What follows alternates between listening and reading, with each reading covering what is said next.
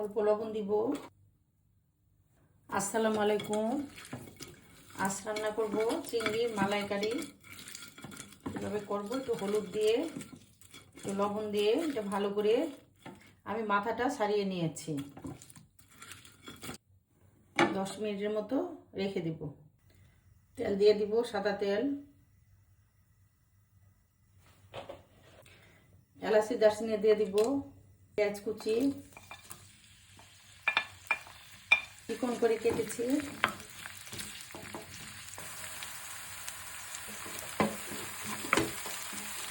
পেঁয়াজটা ভালো করে গোল্ডেন কালারের আগে যে কালারটা হয় ওরকম করবো, একটু বেশি ভাজা ভাজা করবো। পেঁয়াজটা একটু চিকন করে কেটেছি।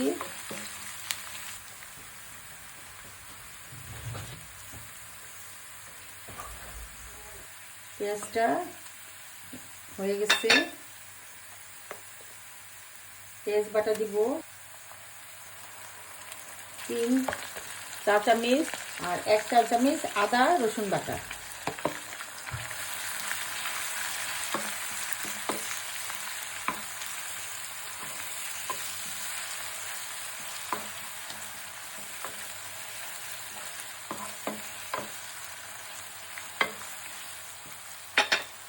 গোলমরিচ, সাদা গোলমরিচ দিয়ে দিব 1/2 চামচের মতো। এটা সাদা গোলমরিচ। হলুদ দিব 1/4 চামচ, মরিচ দিব আধা চামচ, ধনিয়া দিব আধা চামচ, লবণ পরিমাণ মতো।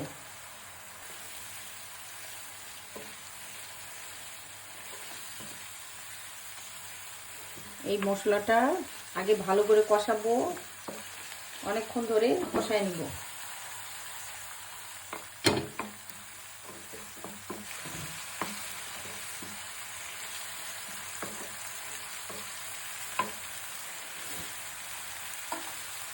একটা তেজপাতা দিব,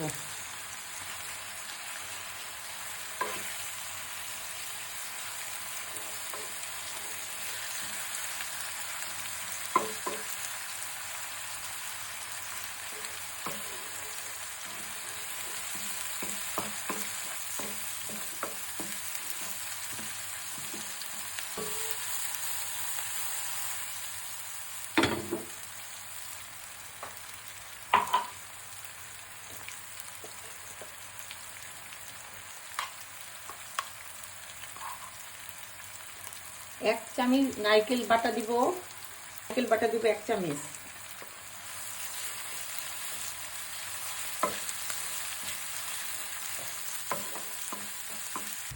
টক দই দিব 1 কাপের মতো।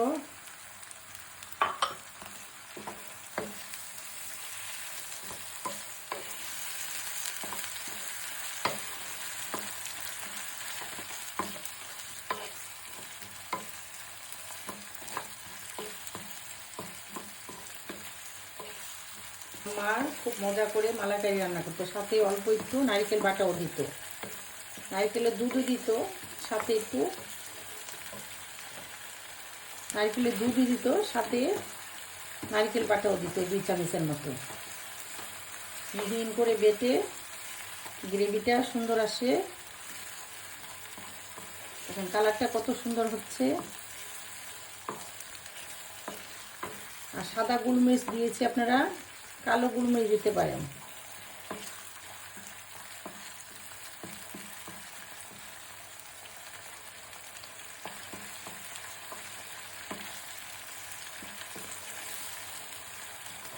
বেশি মাছটা দিয়ে দিব, চিংড়ি মাছটা দিয়ে দিব।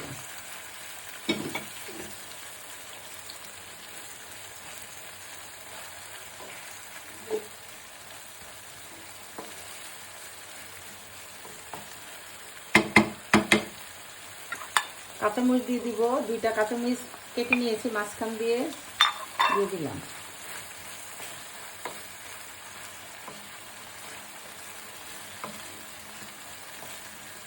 উল্টিয়ে দিব মাছগুলো আস্তে আস্তে করে।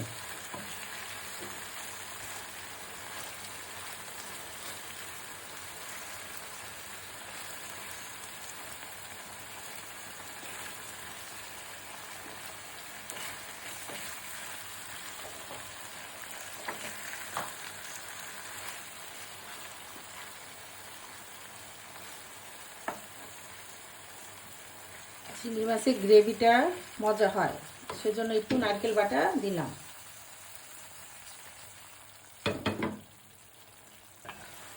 কত সুন্দর হয়েছে কালারটা। আস্তে আস্তে করে উল্টিয়ে দিব।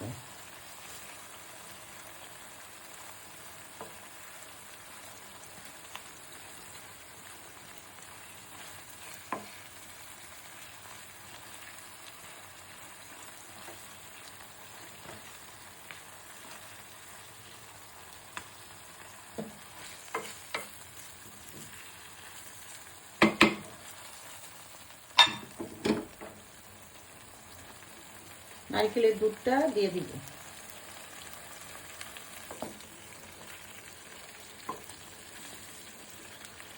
তেজপাতা উঠায় ফেলবো।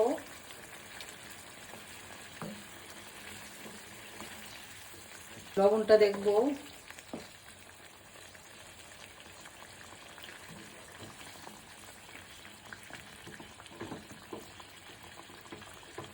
লবণ ঠিক আছে, ঢেকে দিব চুলাটা কমিয়ে। আধা চামচ চিনি দিয়ে দিব। কতটা সুন্দর হয়েছে রান্নাটা।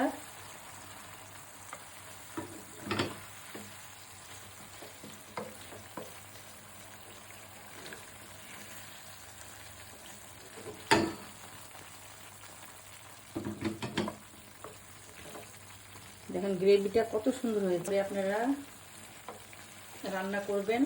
দেখেন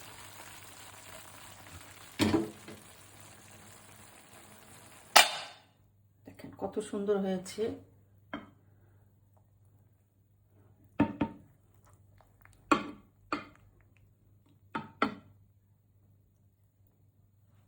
কত লোভনীয় হয়েছে রান্নাটা।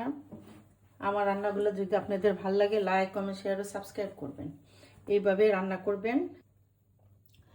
এটি হলো চিংড়ি মাছের মালাইকারি। দেখেন কত সুন্দর হয়েছে। আল্লাহ হাফেজ।